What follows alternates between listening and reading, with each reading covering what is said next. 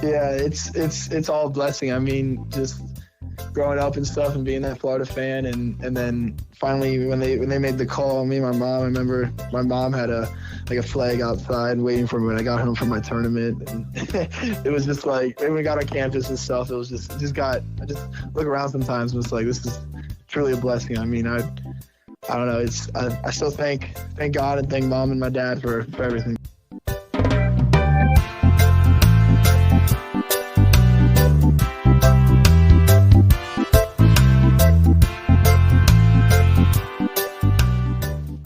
Welcome back to Elevating the Vibes, where we celebrate the extraordinary journeys of incredible individuals. Today, we are thrilled to have a rising star in the world of college basketball joining us. Hailing from New Oxford, Pennsylvania, and currently dominating the court for the University of Florida Gators, please welcome the dynamic number 10, Tommy Haugh. Thank you for having me. Tommy, before we dive in here, what position do you play for the Florida Gators, and officially, how tall are you? This year, I'm going to be playing the 3 a good bit, and then you'll see me at the forward a little bit too. And I'm 6'9". 6'9". My goodness. And Tommy, while 6'9" is tall, I have a new player on the team who's going to be what, 7'9"? 7'9", yep. Ollie from Canada. He's a specimen. Wow. Where do you guys, I know it's probably a little bit of a weird question, but how do you guys find pants to wear and just, riding? Do you guys fly commercial flights like Southwest, or do you have private planes? Just some of the basics that are normal for most normal human beings from a height standpoint, but you all are giants. Yeah, it's the pants thing and clothes thing. It's nice because the Nike and Jordan does a good job of giving us for me, I have a small waist, so I got and long legs, so I got to get a large, but then you have extra tall or extra double XL tall. So with him, they're gonna probably have to do 4X tall, but the pants and stuff aren't an issue. And then with flights and stuff, we get our own little row. We fly, we rent out a plane, so it's a plane just for the team. It's a private flights. You get your own row. You stick your legs across. It's nice. Oh, that's great. That's great. So you're not running out to Kohl's or TJ Maxx for any sales that they got? No, maybe t-shirts, but definitely not pants. Definitely not pants.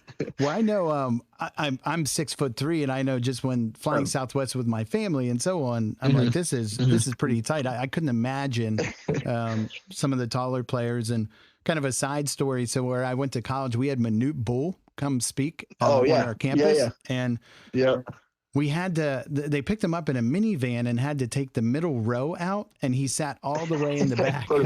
Yeah. That's awesome. Yeah, that's funny. Yeah. So, well, that's great, Tommy. I truly appreciate you taking the time here to kind of connect on elevating the vibes. And I know it's summertime, right? And are you getting any downtime? Are you down in Florida? Are you back home, or what's kind of the summertime look like for you? Yeah, I just actually got back home on last Friday. I got back on the 27th July, and I get off to August 20th. We were just down there for 7 weeks of pretty hard training, 2-a-days, and a lot of summer stuff and lifting. So it's nice to get a little downtime now for a couple weeks before season starts to kick in. Yeah, I saw some of the clips online. Your PR team for the basketball team is awesome, and that's got to be blazing hot down there in the state of Florida in the summer when you guys are pushing sleds and wheelbarrows and all types of stuff. Oh yeah, it's awful. I came back here and got off the plane. It was just it's the same temperature, but the humidity people don't warn you about that when you go to Florida. Enough. You walk outside and I'm sweating immediately. 8 o'clock in the morning. It doesn't matter when. It's always hot out there. Yeah, there's no break. It's hot, hotter, and hottest. Exactly. Well, Tommy, we're going to stay with a Florida theme here, where we have our first sponsor for Elevating the Vibes with Marshall Talent. Marshall Talent is a full-service talent agency located in Tampa, Florida, specializing in the commercial lifestyle sector of the entertainment industry. Ryan Marshall, president and CEO, boasts over 2 decades of experience as an agent, working with both clients and talent nationwide. Ryan says, "Thank you to Elevating the Vibes for allowing us to sponsor this episode, and we wish Tommy Haugh and the Gators success in their upcoming season. Go Gators." So, Tommy, if you have any folks on the University of Florida's campus looking into getting into modeling and acting and actresses and so on, send them to marshalltalent.com. Sounds good. Sounds good. Tommy, playing Division I basketball under the bright lights of the NCAA tournament is a dream come true for many. But we know there's an incredible amount, right, of dedication and hard work that goes into achieving such heights. Let's dive into that journey with you, right? And let's kind of go back and kind of where you're at right now, starting at New Oxford. Mm-hmm. But before we get into the basketball side of things, Tommy, I do have to ask. So my dad's a high school football coach, or was a high school football coach at New Oxford for many, many years. And I believe it was your sophomore season where I would come back and you guys had a great team. But there was a backup quarterback on the sidelines that would send the plays in, and that backup quarterback was you. So I'm interested to learn your unique style of combining the Gator chomp, possibly reeling in a fish, maybe a little bit of a hint of the Macarena. Tell us about your play calling creativity that went into that. Yeah, I mean, I think I remember it was like week 3 or week 4, we started to implement that because just like the play calling and stuff when we want to do hurry up offense, they just wanted, Coach Warner was always the one with the right play. That's all I remember. I don't know if I'm giving away secrets right now, but me and I think Connor Beans were on the sideline. We were doing like fake play calls and stuff just so people wouldn't, I don't even know. A lot of colleges do it now, but I was just doing what I was told there. Well, I could tell you had a great personality then because you were really getting into the creativity part of it. And I know if I was quarterback, I would just be dying laughing watching you guys sending in the plays, right? Yeah, I'm surprised Bray didn't, right? Yeah. Well, I'm sure I'll be getting a call from Coach Warner as soon as this airs, as we're giving away his secrets. On a more serious note, when you look back at your time at New Oxford, what are some of the most memorable moments or experiences you had with the team and the program and the school district in general? Yeah, I mean, I grew up thinking I was going to play football in college and after high school, and just growing up through the scrambler stuff and the middle school stuff with New Oxford football.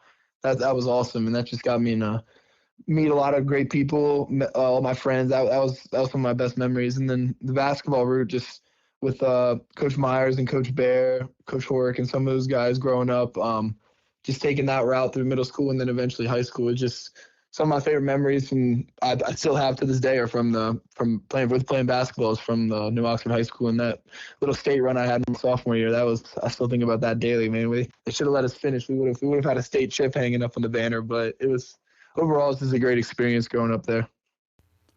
Yeah, and for the listeners, right? So it was your sophomore year, and you all had an incredible team, but then COVID hit, right? And it really halted your season during the state tournament, correct? Yeah, I think we were going to be we just beat York Suburban. We were going to be in the semis or the quarters. I'm not sure, but we stopped the season right after that game. So.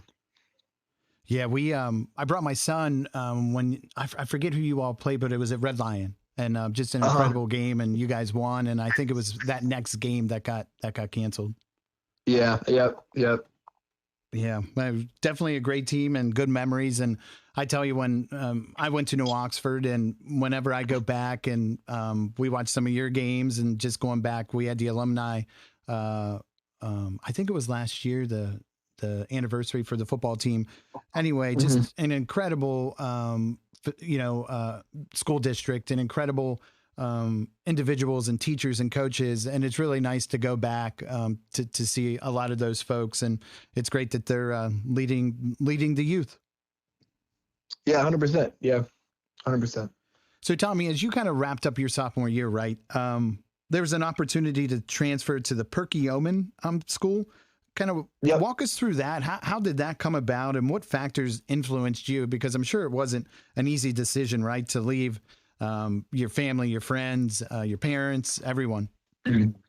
Yeah, not at all. But it was after COVID happened, we just kind of looked at like the AAU stuff with basketball, and everything was shut down and couldn't get in the gym. It was super hard. And Coach Baldwin and Coach Williams at Perkiomen hit me up and just said, like, hey, we watched your season. And at this point, I didn't think I was going to play basketball in college. I was just, we had a good year, and I was just a little nobody in the York Adams leagues.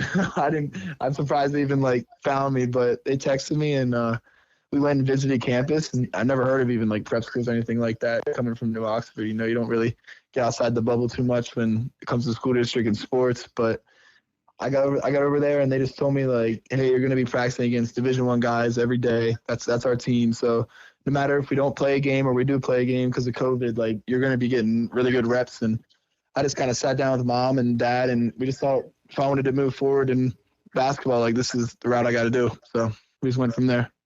Oh, that's awesome. And, you know, as you transferred there, and looking back and reading some of the articles that are online, kind of in your own words, right?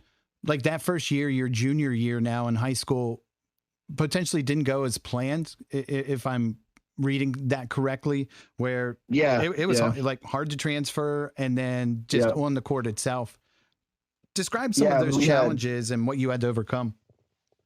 Yeah, we had a lot of really good talent that year. I remember all of our starters went Division I, you know, schools like Princeton and some other good schools around the conference, around college basketball. So I got there and it was kind of like whoa, this is basketball outside of little New Oxford. So I got there and it was like these people are really good. So I just had to, you know, I took a year where I barely got on the court, played a little bit, but my head coach there just said, dude, you got nothing to worry about, man. You're going to be okay. Just trust the process, you know. And I was honest. I had to talk with my mom. I was like, Mom, get me out of here. I went to the school to not play at all, to just do nothing. And she made me stay the course, and it paid off in the end. Yeah. And what did you kind of turn to? I know you just said you kind of talked to your mom, but kind of being away from your family, right? Like, what did you turn to, and what made you stay the course and stay motivated to push through? Because I got to be honest, a lot of folks probably would have given up, but you didn't. What made you push forward? Yeah, I mean, my parents. My mom talked to Coach B, and she was the first one to call to Coach B and say, hey, man, like, what's going on here? And he explained the situation to her, and she calmed me down and just said, like, hey, you know who you are, and you know why you're here. And I thank her I wouldn't be where I'm at today without my mom and dad. I mean, they're my biggest people in my life, for sure. Tommy, I'm sure it had to be kind of a little bit of a shell shock in a way, right? Where, you know, what sophomore year, what were you, like 6'6", 6'7", and and probably most games, probably the tallest guy on the court. When you transfer to Perkiomen, you are probably one of, you know, 5, 6, 7 other players on the court that are your height. So I'm sure that had 100%. To take some time to not only the height standpoint, but just the pure body mass. And now that you're in college, I mean, these dudes are big, they're strong, and they can move. Yeah, 100%. I mean, whenever I got there, I was getting bounced around pretty good. I was little. I think I barely weighed over the 190 pounds, you know, 6'6", and that's something also that they do a great job of Perkiomen. Just everybody gets in the weight room, you know, 6:30 lifts, 7 o'clock lifts. You're always doing something to better yourself every day when it comes to basketball and just get on the court and stuff. That's great. And then, you know, fast forward to your senior year, then, you know, kind of a turning point, and you decided to add on the other year for the prep schools, kind of that post-grad season. How did that extra year kind of contribute to your growth just physically and mentally and prepare you for college? Yeah, I mean, after the senior year finished, I was still young enough where my coach was like, hey, you can do a prep year. And I kind of like sat back. I had a ton of offers, which I was blessed to have at that point. I mean, I didn't have any of those offers the year before. So sitting down and talking to my mom, and she wanted me to go take a school and say, you can't, but if you believe in yourself and you believe Coach B has to say, then like take that prep year. And then it took that prep year, and, you know, just was able to put on a lot of strength. I think I put on like 10 or 15 pounds that year, and just worked with some of the stuff that I thought I needed to work on to get me to that next high major Division I level. And then it all eventually paid out in the end when Florida came knocking. So that's great. And at that time in your life, not only just for you, but just 1 year can make all the difference in the world, right? I mean, 18 to 19, and you get older, you get stronger, and then just that confidence from a mental standpoint to be like, you know what, I can do this. And, you know, did you all win the championship year at Yeah, Perkiomen? that was state championship, first one. Yep. That's awesome. Yeah, well worth it to go back. And then, with your high school career kind of winding down, can you walk us through kind of the recruiting process that ultimately led you to your dream school, University of Florida? Yeah, I mean, so after I did that post grad year, I was looking at some mid-major schools, and then I started playing basketball within the Under Armour team. We are one out of Philadelphia / Delaware area. So started playing with them, and then it just plays. I think I had a really good tournament in Indianapolis and got offers from Maryland and Northwestern, and then after that, it just was crazy, man. The recruiting stuff out of my phone just was like next to me all the time. People texting, people calling mom and dad trying to set up visits. So it was crazy. And then eventually we had a summer game with Perkiomen, and Florida came to watch. And I grew up a Florida fan, which is kind of random being from PA. But right when I got the offer from them, I went and visited, and I knew that's the spot I wanted to be. And is it Coach Golden? Is that the head coach? Yep, Coach Golden. Yep. Was last year his first year? No, he had a year before that. So this is his third year. Going on the third year this year. Okay. Yeah. So just last year, kind of full transparency, like us and like many others became Florida Gator fans because of you. And he seems like such a player's coach. And it seems like you all, that player coach rapport is real. Can you talk about that a little bit? Yeah, I mean, dude, he's one of the coolest dudes I know. I mean, Coach Golden, for every practice, we do this like little layup drill start. He'll hop in, he'll mess around, push us around. He's just like one of us. I mean, he correlates really well with us, and I think that like when we see him hopping in drills and stuff like that, it's just like it just makes you want to play for him. It's like this guy is like knows what we're going through, knows how we feel, and this is going to my second year, freshman year is just awesome with him, and the trust he gave me as a freshman to get out there and go play. I can't thank him enough. I mean, it was a great first year, and he's a great coach. I don't want to play for anybody else. So Coach Todd Golden, from what I read, is a big believer in analysis and metrics to put a game plan together. Oftentimes there's the new age coaches and the old school coaches, and some of the old school coaches are saying, this is my program, this is my philosophy, this is what we're running day in and day out. Where some of the new age coaches, if you will, are leveraging, analysis and film and, kind of quantifying what sets this defense is going to be in or offense. Talk a little bit about that transition to college and how I'm sure it's more mental than just physical. Yeah, definitely. With Coach Golden, it's all about analytics and stuff. I mean, at practice, this is a nice. I don't think I'm giving anything away like I did Coach Warner, but we do this thing called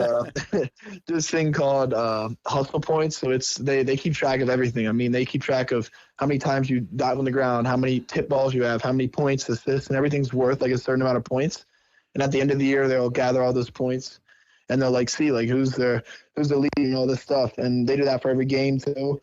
And it just kind of does something to him where like he knows the value of certain like stats and stuff like that. And he takes that in aspect when it comes to like playing and like who to play when and stuff like that. So a lot of stuff I'm not even really familiar with they do, but I know they're always like doing something with the numbers. Yeah. And I think that's a really valuable kind of teaching lesson there. So I was coaching my son's baseball team this summer, and it's, practice is everything, where you try to teach the kids and you're in college, but how you practice 100% transfers into a game. So, if you're diving on the floor in practice, if you're, hustling, if you're going after loose balls, that translates easier into a game if you're doing it in practice, where I think a lot of guys are like, what, if it was a game, I would have dove. But, you read about the greats, right? The Michael Jordans, the Kobe Bryants. I mean, They are getting after it. That documentary with Michael Jordan and the Bulls. I mean, he's getting in fights with guys in practice and, calling guys out. But it's like you practice how you play, 100%. Yep. I agree with that statement 100%. I mean, you can go into one of our practices in Florida and you would think it was it was money on the line or something was on the line, like a starting job. Everybody's just freaking going 100% all the time. Tommy, could you give us a glimpse into, the life of a University of Florida basketball player during the season? And what's a typical day like for you all? Like, when do you get up and class and games and all that? Summertime this year, it was wake up around like 8 o'clock. You get your lift in for an hour. I go right there, and then after lift, I take a smoothie before lift, and then after lift, I'll get some breakfast, and then after that, you have shooting for an hour. So you got to come back to facility, get some shots up, and then you go home, take a little nap, and then get some lunch, and then you have a 2-hour window to practice. Then right after lunch, so we're usually done around 3 in the summer, which is nice, kind of get out the way, but it's a lot of stuff like packed into that time. Sure. And then what about kind of bringing us up to speed on game day? What's that look like for you all? Yeah, game day, usually wake up and I would have class. So I would go to class right away, 8 o'clock. And then I'd usually try to go get some shots up and then get knee health and stretched out kind of by our strength coach and just like work on stuff you need to work on. And then you usually have a lot of downtime. So you just go eat and just go wait in the dorms, and then game time comes. You get there usually 2 hours, 3 hours early, get some shots up before, get stretched out and stuff, and then it's go time. Do you guys watch any film like, day of game, or is that more like the night before? Yeah, we do a ton of film right after our game's over, and we're already on to the next person. Like we're starting to watch film the next day, but yeah, right before our game, we do like personnel checks, and everybody has like every opponent we play has their picture up, and we have the people that they like label it if they're a good shooter or something like that, and then we'll show clips. So that's the last thing we do right before we run out. Like 5 minutes left, we go in and make sure everybody got the personnel down, and then we go out. So how's it work in like the SEC tournament, right, where it's game after game after game? Is that? Oh, yeah. I mean, I'm sure it's just a grind on the body, but I'm sure mentally as well, just trying to, are you just going off of muscle memory, or is it a lot of it like you're implementing brand new game plans for each game? Yeah, no, it's a lot of new game plans. Usually the teams that we play, well, at least this year we played before, so we're familiar with them, but. Mm-hmm. Yeah, the SEC tournament was something I'd never experienced before. That was like bringing it back to AAU games, except you're playing 40-minute college games with 4 games back to back to back to back. That was, my body definitely needed a little break after that. Outside of the home stadium there for the Gators, what atmosphere was kind of the most impressive for you as you went on the road with some of the other SEC schools? Yeah, I'd probably say Texas A&M. They had a crazy section. It stretched like right behind the basket on the one end, then behind the basket on the other end. But that was really cool. I think who else did we play this year? I guess we played North Carolina, but we're gonna play them at a neutral site. So okay. I would say that environment would be kind of crazy at North Carolina, but I think we play them in Charlotte, so it's gonna be not neutral. It's gonna be leaning towards them, but it's not gonna be their home court. Well, Tommy, as a kid, I dreamed of being the starting quarterback for the University of Notre Dame, and I would play their fight song and sing it every night. And that dream for me didn't happen. But for you, being a Florida Gators fan, when did it kind of hit you, right, that you're on the Florida campus and you're seeing that number 10 jersey, you're putting it on, and then not only putting it on, right, but you are contributing to a top 25, premier basketball program. Did you ever kind of pinch yourself and be like, holy crap, like I did this?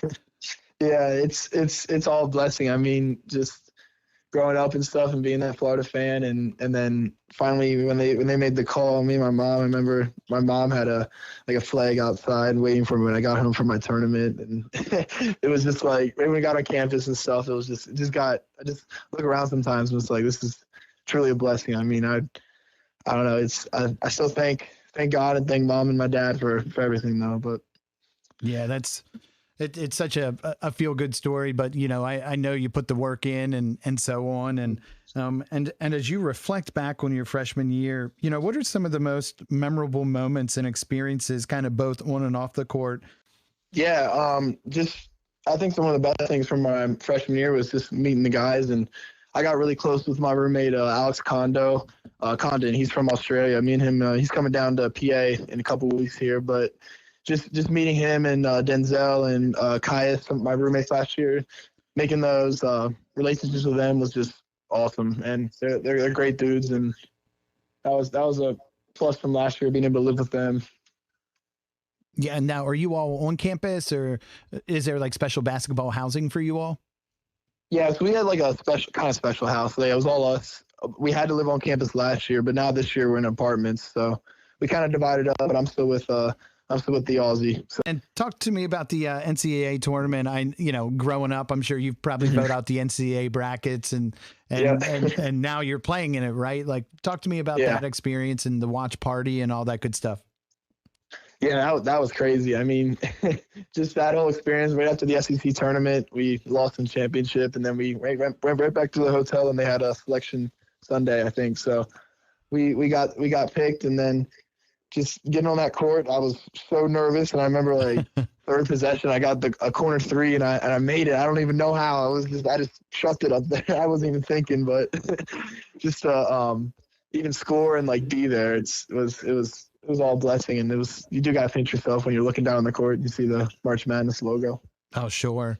And is it kind of chaotic with just, first round, right? All the different teams there. And are you guys, I'm sure you're getting ready and stuff in locker rooms, but I'm sure there has to be some like makeshift locker rooms at some of these arenas. Like, is it kind of chaotic behind the scenes? Yeah, it definitely was. I mean, we got in and out really quick. I'll say that. We were on our way out and walked right by Zach Edey and Purdue. They were going to play right behind us. So they were in the locker room, like right after we were done, they walked in. So they kind of get everybody in and out there. The NCAA does a good job of just like organizing it and having everything ready for us, the hotel, flights, and food and all that stuff. But I will say it was quicker than I would like. Hopefully this year we're there for a little bit longer. So yeah, that's a good segue into the next question here is, you're kind of ramping up and gearing up for your sophomore season. Kind of what's your expectations of the team this year, and kind of specifically of yourself? Is there any specific areas of your game that you want to improve on? Yeah, I think our team that we'd had a great summer this year, and I think we're preseason should be in the top 20. So, and we're playing like that kind of team. I mean, we brought in some really key pieces, and then with me just improving at the three and trying to get my shot off the dribble and being able to get the ball handling up and just having them trust me in those scenarios coming off ball screens and just becoming more of like a big guard, which I hope to see myself playing the next level at that position. So, yeah, that's one thing that honestly stood out to me about you, even going back to the New Oxford days and then fast forward, is you're tall, right? You're 6'9", but you have guards, you have guard skills, and you can dribble out top, you can take people off the dribble, but you can also bang inside. And I think as you look to progress, kind of that three seems like a natural position just with your skill set. And one thing that really stood out to me about you from last year is your basketball IQ. I think for any division, right? Division 3, Division 2, Division 1, you go into even high school, right? To get any playing time as a freshman, you got to be doing something right. And for Coach Golden to kind of trust you, and within the first 10 minutes of watching you last year and kind of I forget what tournament it was in, but it was the first couple games of the season. It's like you knew exactly where to go with the ball. You knew where to pick. You knew where to be in rebounding position and so on. So is that something that, comes natural, or is that something where, you're studying the playbook, you're studying the plays? Because like I said, to play at any level as a freshman is truly remarkable. Yeah, I mean, I just think that I just got put in a great spot. Coach Golden he's one of the few coaches that trust freshmen to play. I know a lot of my teammates were saying like, you guys don't realize how lucky you are, me and Alex, just to get on the court right now. And yeah, I think it helps just me and I have a good basketball IQ, but I just think that the coaches set me up and they just gave me like belief, like, dude, like you're gonna be on the court. That's what they said in the summertime, and it kind of just gave me confidence and just go out there and just kind of flow with things. I love that communication that you just highlighted with the coaches kind of talking to you in the summer, like you're going to play.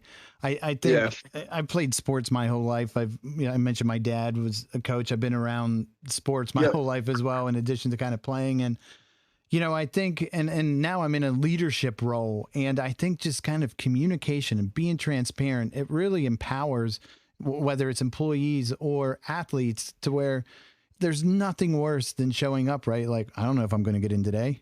And then all of a sudden it's like, oh, Tommy, get ready. You're going in. You're like, oh, crap. Yeah, 100%. 100%. Yeah, I agree with that a lot. And that's just Coach Golden just knowing how to do his job and just knowing, kind of like just relating with us and knowing how it was like to be a player and stuff. Yeah, I think the good coaches, and I love Phil Jackson, right? Just the sports psychology that goes into coaching a team. Like, there's X's and O's is a big part of it, but how you are a leader, how you communicate, and how you're transparent with your team, I think really resonates. And it seems like it made a difference for you kind of coming into your freshman season, where it wasn't like, am I going to play? I'm not going to play. They were upfront with you from the summer, like, you're going to be a big part of the team this year. Yep, 100%, 100%. I respect them all for that a lot too. Tommy, you touched on your mom and dad, and you know, I'm a big family man myself, and I absolutely love that. And you know, your family, and you mentioned it has been your strong support system. It's been your rock. And I remember being a water boy when your dad played back at New Oxford, and your dad was he was a hell of a football player, and he was a bruiser. Oh my gosh! But he was as good as he was back then. He is such a genuine human being, and there's nobody that has anything but positive things to say about Ryan Haugh. And then just over the years and going to some of the sporting events and so on, had a chance to meet your mom, and she is just equally amazing. I know you touched on it, but thank you. Can you you know, just kind of delve into just what they've meant to you and how they've helped shape the person that you are? Yeah, I mean, just you see my mom and you see my dad, and they're there at every sporting event. You know, I literally can't remember a time where I looked up in the stands and one of those two wasn't there watching me. I mean, my dad and mom, mainly mom though, drove me 2 hours to Philadelphia every week to go play AAU basketball, and dad just helped me being outside, rebounding with me, and even my grandparents hopped in and they come rebound for me when they can. It's just the support group that I had for my whole family going through this process and stuff. You know, I just made things like so much easier, and just having my mom and dad there always to talk to, and just knowing somebody like has been in my shoes before and like they know what it takes to get to that next level. It just helped me a lot growing up. Yeah, your parents were both collegiate athletes, correct? Yeah, yep. Dad played at Shippensburg, and then mom was a volleyball player at Edinburgh, and then she went to Shippensburg to follow my dad. That's great. Well, I know what it's like to have two incredible parents. My parents are two of my role models, and I'm sure you know, from the sound of it, you have two incredible role models as your parents as well. And it's fun following them on social media when it comes time to basketball season, because they're all over the country supporting you. Yeah, they fly everywhere. I mean, I looked up and I was watching our SEC game, and I see my mom pounding her fist on the ESPN. It was hilarious. Just they're everywhere, man. That's great. And Tommy, you have a brother and a sister, is that correct? Yep, little brother and little sister. Yep. So your sister, is she also a Gator? Yeah, she is. She got into a lot of schools up here, but you know, I convinced her to come down south with me. So it's awesome having her down there with me too. Yeah, that's got to be really cool to, you know, to have a sibling and to, it's awesome, man. You know, not only from a basketball perspective, but just, you know, you can continue that bond and friendship, and it's something that you always have that Gator bond together. That's for sure. Yeah, she's my best friend, so it was awesome when she followed me down there. And is your little brother, is he still at New Oxford? Yep, he's still at New Oxford. Yep. That's yep. Any sports for him?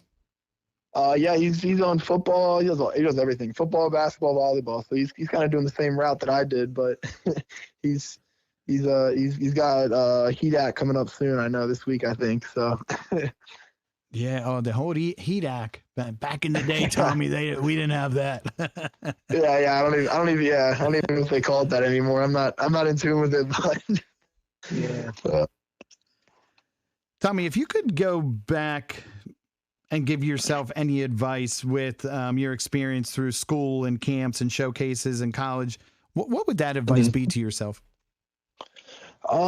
Just to believe in yourself, and just, you know, like, what your goal is and what your dream is, and know that if you put in the work and you do the right things and have that support group around you, like you're going to get there and you can achieve that. So just growing up with that mindset, just helped me a lot.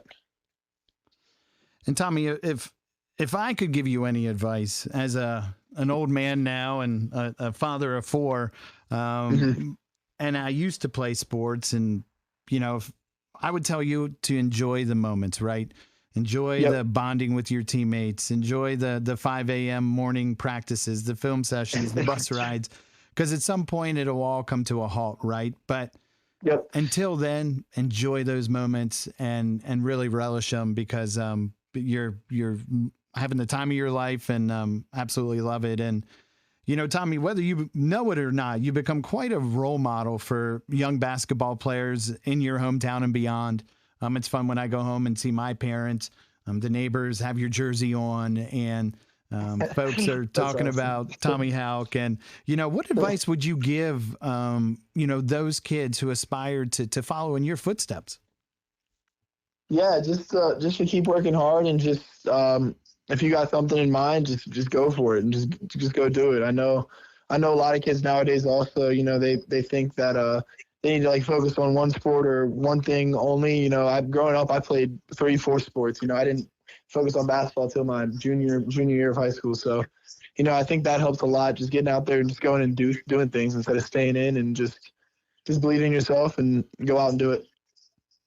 I love that you said that, because as I mentioned, kind of my advice to you, kids are kids for so long, and to focus on one sport for your entire childhood, when there's a number of other sports, and I'm sure, playing football and playing volleyball and doing other sports, there's crosswalks over to basketball and learning different skills. So I'm really happy that that you said that, and kind of leaned on some of those experience. And then as you get older, right into your high school career, kind of potentially narrow it down to 1 or 2. Yep. 100%. Yep. Tommy, this show is called Elevating the Vibes Podcast. I'm a big music guy. And back when I was in college, there was Napster and LimeWire, and I'm showing my age here, but we would download these songs overnight, and fast forward, still a music lover, getting ready to go to a concert this weekend down in Fenwick. My wife and I are going to see Soulja. That's awesome. Yeah, but that's awesome. Big game day, right? What kind of music gets you pumped up and ready to go? Yeah, I listen to a lot of the rap and stuff, usually associated with the basketball, but I listen to a lot of hip hop, rap. But right now, I'm in the summer vibe, so I'm listening to Kenny Chesney, Zach Brown Band. I dabble in everything, Nice. Yeah, I'm sure out on the boat you got those tunes cranking, huh? 100%. Well, Tommy, I really appreciate you taking the time to chat with us, and we wish you and the Florida Gators all the best this season. And as I mentioned, you become a role model for countless folks back in New Oxford and the immediate area. And then also for my family, my son Jordan, he's like, hey, Tommy's on the TV, and it's really cool to see. So you probably have impacted more folks than you know. And just wanted to thank you and kind of wish you best of luck. Yeah, no, thank you for having me on the podcast too, Mr. Marshall. I appreciate it. You got it. That wraps up this segment for Elevating the Vibes. Thank you again to our sponsor, Marshall Talent, for sponsoring this episode. Marshall Talent is a full-service talent agency located in Tampa, Florida. Marshall Talent specializes in the commercial lifestyle sector of the entertainment industry. Visit marshalltalent.com for more information. Before we let Tommy go, remember to follow Elevating the Vibes on Facebook, and please subscribe to our YouTube channel to learn more about these inspiring stories. If you know someone who should be on the show, or want to discuss sponsorship opportunities, or just want to say hi, shoot me an email at elevatingthevibes@gmail.com. Thanks again to Tommy for joining us, and thanks to all of you for listening. Keep those good vibes flowing. Peace, love, and groove, my friends. Go Gators.